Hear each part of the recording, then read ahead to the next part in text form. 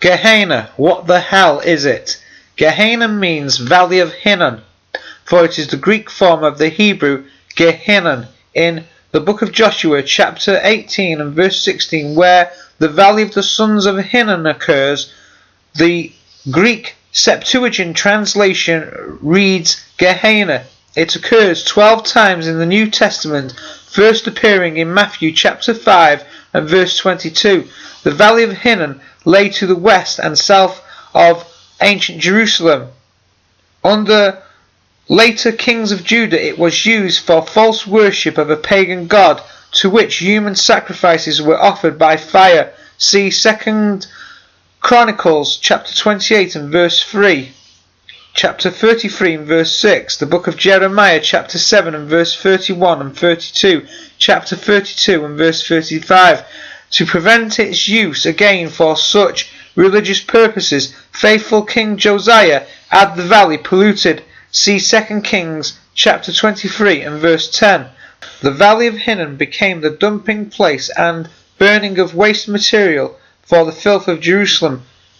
Bodies of dead animals were thrown into it to be consumed in the fires, to which sulphur or brimstone was added to assist the burning. Also, bodies of executed criminals who were considered undeserving of a decent burial in a memorial tomb were thrown in. If such dead bodies landed in the fire, they were consumed, but if their carcasses landed upon a ledge of the deep ravine, their putrefying flesh became infested with worms or maggots, which did not die until they had consumed the fleshly parts, leaving only the skeletons. No living animals or human beings were thrown into Gehenna to be burned alive or tortured. Hence, the place could never symbolize an invisible region where human souls are tormented eternally in literal fire or attacked forever by undying worms, because the dead criminals cast there were denied a decent burial in a memorial tomb, the symbol of the hope of a resurrection.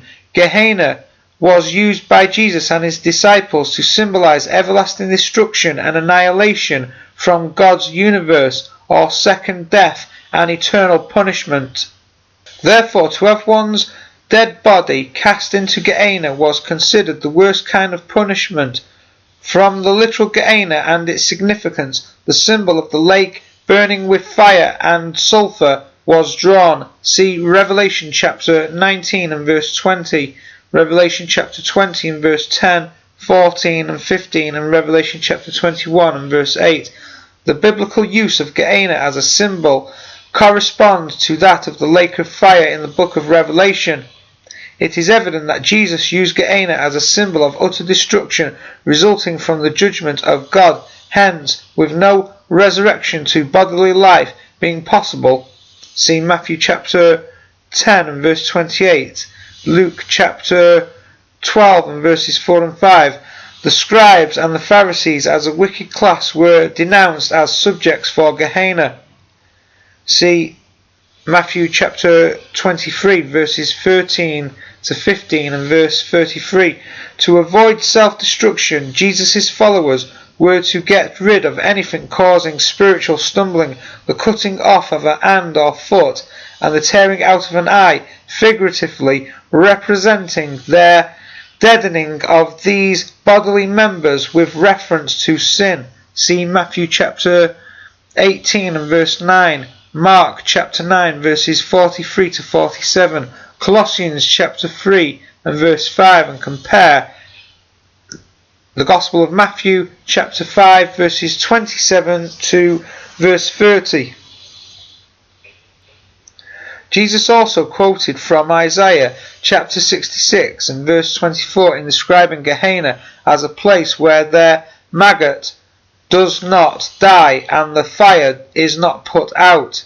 See Mark chapter 9 and verse 47 and 48. The symbolic picture here is not one of torture, but rather of complete destruction. It is evident from the fact that the text quoted from Isaiah dealt not with persons who were alive, but with the carcasses of the men that were transgressing God's law.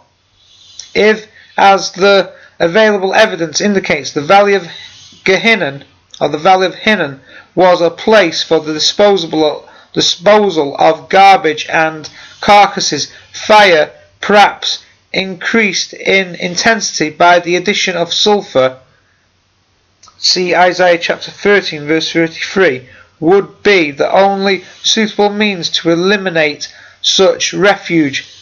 Where the fire did not reach, worms or maggots would breed, consuming anything not destroyed by the fire.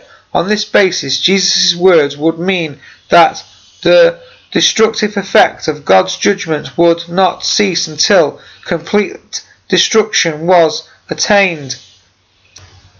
James, the brother of Jesus, uses the word Gehenna to show that an unruly tongue is itself a world of unrighteousness, and that one's whole round of living can be affected by fiery words that defile the speaker's body.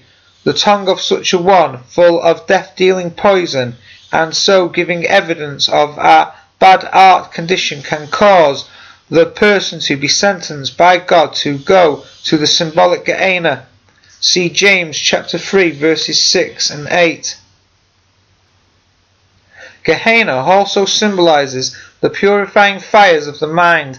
Our God is a consuming fire, and when judgments or times of tribulation take place in our consciousness, the wrong thought is utterly consumed, swallowed up by the love and perfection and truth of spirit. See Song of Solomon or Songs of Songs in the Old Testament, chapter 8 and verse 6. Set me as a seal on your heart, as a seal on your arm. For love is strong as death, jealousy is as cruel as the grave, its flashes are flashes of fire, a very flame of Yahweh. There will be no termination of these cleansing, purifying process until there is no more refuge to be burned. Then this fire of God will express in us as eternal life.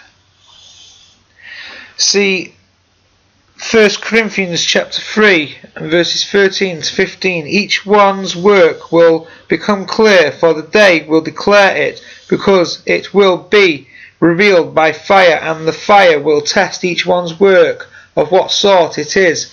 If anyone's work which he has built on it endures, he will receive a reward. If anyone's work is burned, he will suffer loss, but he himself will be saved, yet so as through fire. Again, who among us can dwell with the devouring fire? Who among us can dwell with everlasting burnings? Not the wicked, but he that walks righteously and speaks uprightly. See Isaiah chapter 33 verses 14 to 16. The sinners in Zion are afraid. Fearfulness has seized the hypocrites. Who among us shall dwell with devouring fire? Who among us shall dwell with everlasting burnings? He who walks righteously and speaks uprightly, he who despises the gain of oppressors, he will dwell on high. His place of defence will be the fortress of rocks. Bread will be given him, his water will be sure.